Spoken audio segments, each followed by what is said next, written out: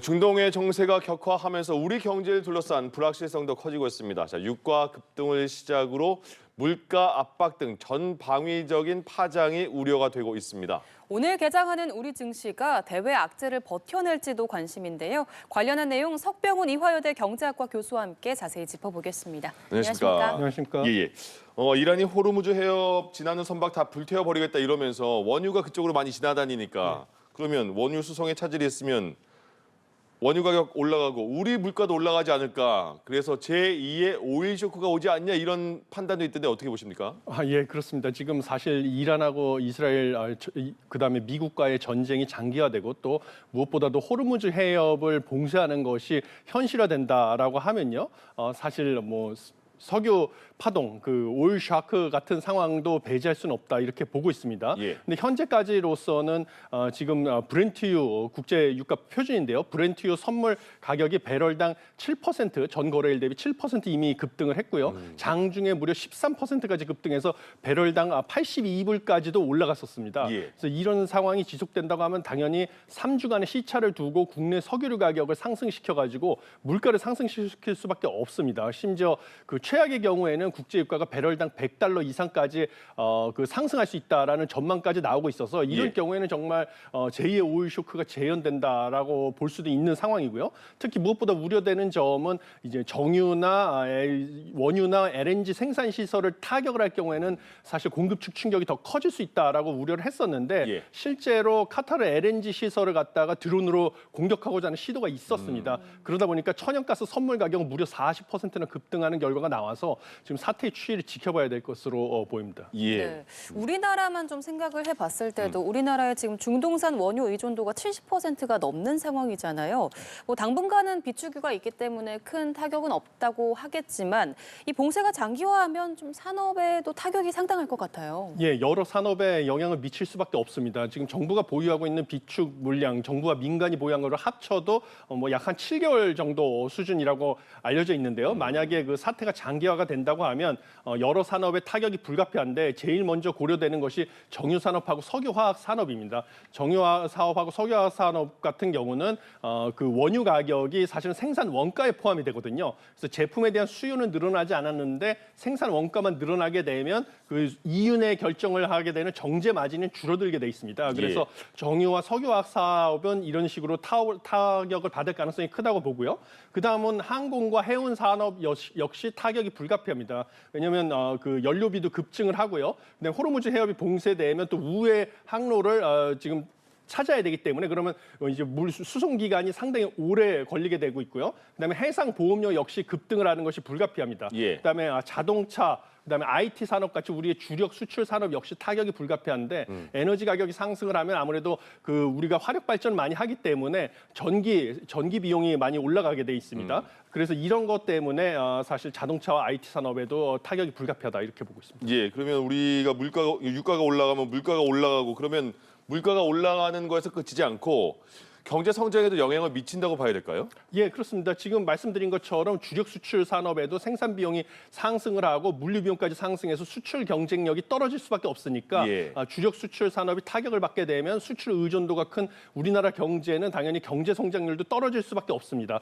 그래서 경제 성장률도 지금 올해 2% 안팎으로 성장할 것이다라고 전망을 하고 있는데 최악의 경우에는 이런 국제 유가 상승으로 인한 국내의 그 제조업 경기 침체로 인해서 1% 중반대로 성장률 전망도 낮아질 가능성도 있고요. 그다음에 물가 같은 경우는 원유 가격이 상승하면 3주 뒤에 국내의 휘발유랑 경유 등 석유 제품 가격 역시 상승하기 때문에 소비자 물가 지수가 상승을 하게 되면 한국은행의 기준금리 인하는 더 뒤로 미뤄질 수밖에 없어가지고 이런 부분 역시 국내 고물가, 그다음에 경기 침체 이런 것을 동시에 유발할 가능성도 배제할 수 없습니다. 네, 중동 지역 불안에 투자 시장도 혼란에 빠졌습니다. 한쪽에서는 투자자들이 주식 같은 위험 자산을 던지고 금, 달러 이런 안전자산으로 이동을 하는 공포의 대이동이 시작될 거다 이런 분석을 내놓기도 했는데 지금 그러면 금과 은 또 가상자산은 어떻게 움직일까요? 예, 지금 현재 보면 이제 금하고 은 가격은 사실 안전자산에 대한 선호 현상이 커지기 때문에 가격이 상승하고 있습니다. 그리고 가상자산 같은 경우는 원래 그 위험자산이기 때문에 가격이 하락할 가능성이 크다라고 사람들이 전망을 했는데 의외로 지금 상승을 하고 있습니다. 예. 그 이유는 이제 그동안의 중동 정세 불확실성이 커지면서 가격이 이미 충분히 하락을 하다 보니까 저가 매수세가 유입이 돼가지고 오히려 가상자산 같은 경우는 지금 가격이 상승하는 상황이다. 이렇게 보시면 되겠습니다. 예, 그러니까 그러면 그 금융시장에서는 이번 이란 전쟁 사태에 대해서는 큰 위기라고까지는 안 보는 걸까요?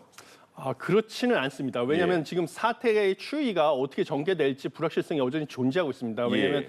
트럼프 대통령도 지금 발언하기에 원래 4주에서 5주 정도를 예상을 했는데 뭐 더 길어져도 상관이 없다. 예. 그다음에 뭐 지상군도 투입할 수 있다. 이런 식으로 확전 가능성이 점점 커지고 있고요. 예. 그다음에 이란의 그 뭐 우호 세력이라고 하는 헤즈볼라 역시 지금 뭐 전면전을 선포하고 그다음에 이란도 지금 카타르나 뭐 사우디아라비아 같은 정유 생산 시설, 군사 시설 말고 정유 생산 시설까지 지금 공격할 조짐을 보이기 때문에 예. 이게 뭐 국제 금융 시장에서는 생각보다 큰 타격이 없을 것이다라고 단정할 수가 없습니다. 그리고 간밤에 미국의 뉴욕 증시는 이제 혼조세로 마감을 했지만 예. 사실 우리와 비슷한 산업 구조, 무역 구조를 가지고 있는 대만하고 일본의 증시 같은 경우는 최대 2%대로 하락을 하다가 마지막에 1%대로 하락폭이 축소되는 상황을 겪었다 보니까 예. 우리나라 역시 뭐 하향 조정은 불가피하다 이렇게 생각합니다. 그럼 우리나라 환율에는 어떤 영향을 미칠까요? 예, 환율 같은 경우는 지금 1,400원대 중반 수준으로 지금 올라오지 않았습니까?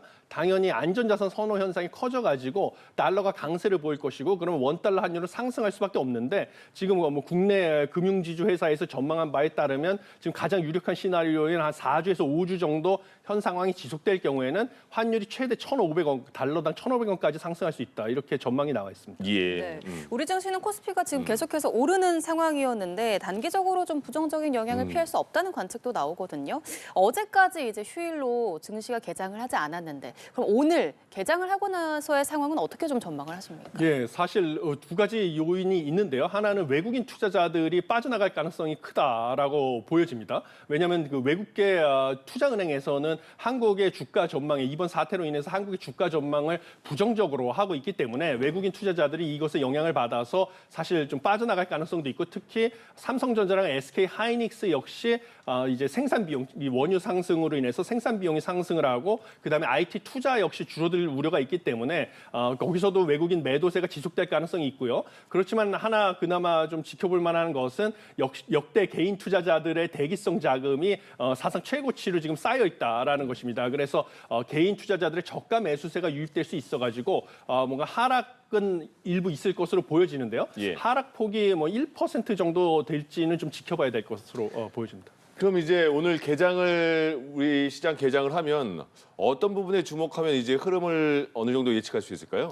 예, 가장 그동안의 코스피의 상승을 주도한 삼성전자랑 SK 하이닉스의 주가 흐름이 가장 중요하다 이렇게 보여집니다. 예. 특히 외국인들의 매도세가 지금 두 종목에 집중이 되고 있었거든요. 그것을 얼마나 개인들이 뭐 저가 매수를 하는지, 그다음에 정부도 뭐 100조 원 플러스 알파의 기금을 활용해서 주가를 방어하겠다는 의지를 보였지만 예. 사실 이 정도 금액 가지고는 만약에 주가 하향 추세로 돌았으면 방어하기는 어렵거든요. 변동성만 낮출 가능성이 있지. 그래서 가장 중요한 거는 삼성전자, SK 하이닉스의 외국인 매도세가 얼마나 몰리는지, 그다음에 주가가 어떻게 바뀌는지가 지금 코스피가 하향 추세로 돌아설지 말지를 결정할 수 있다 이렇게 생각합니다. 지금 말씀하신 그 정부 금융당국이 100조 시장 안정 프로그램을 준비하겠다 했잖아요. 예. 그 100조 시장 프로그램이라는 게 어떤 거예요? 지금 100조 시장 안정 프로그램은 과거의 사례로 봤을 때 여러 금융회사들이 출자한 자금을 이용해 가지고 국내 증시가 지나치게 변동성이 확대되면 그걸 이용해서 매수를 함으로써 가격을 방어하는 그런 프로그램인데요. 사실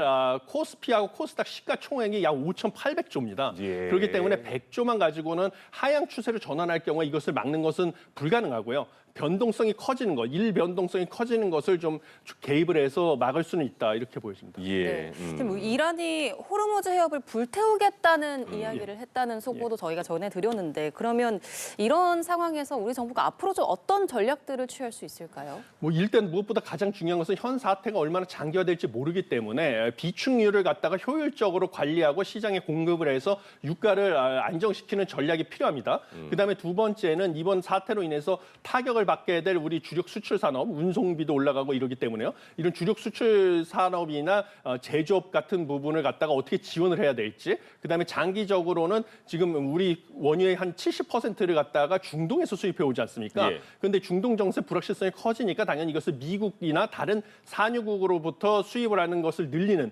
방식으로 좀 정유회사들이 이동을 하게 정부가 지원을 한다든지 예. 이런 대책이 이제 필요하다라고 보여집니다. 그러니까 그 정부에서도 계속 이러저러한 그 대책을 내놓고 있는 상황이잖아요. 예. 그럼 정부 대책에 어떤 게 더 필요한 게 있다고 보십니까?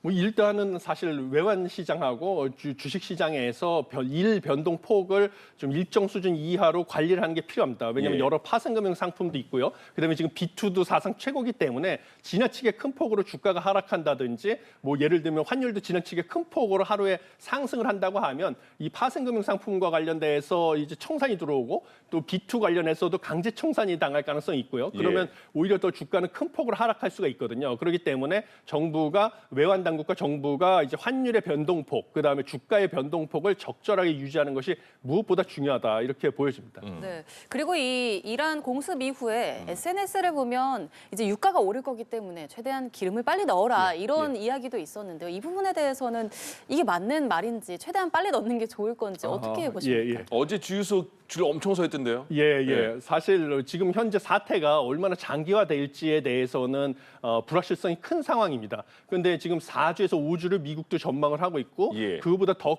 장기간 갈 각오도 하고 있다라고 지금 밝히지 않았습니까? 트럼프 대통령이. 그런 걸 감안했을 때 지금 간밤에 국제 유가가 뭐 8% 이렇게 오르지 않았습니까? 예. 그럼 이게 3주 뒤에 국내 석유류 가격 상승으로 돌아오게 돼 있습니다. 예. 그러니까 그 전에 사실은 뭐 개인 입장에서는 먼저 좀 기름을 구매하는 거, 석유류 예. 제품 구매하는 것은 현명한 결정이다. 근데 정부 입장에서는 물가를 관리해야 되니까요. 예. 바람직하지 않은 현상으로 보여지지만 예. 정부가 뭐 유류세 인하를 좀 연장한다든지 하는 식으로 에너지 바우처를 공급하고 이런 식의 정책이 나올 것으로 보여집니다.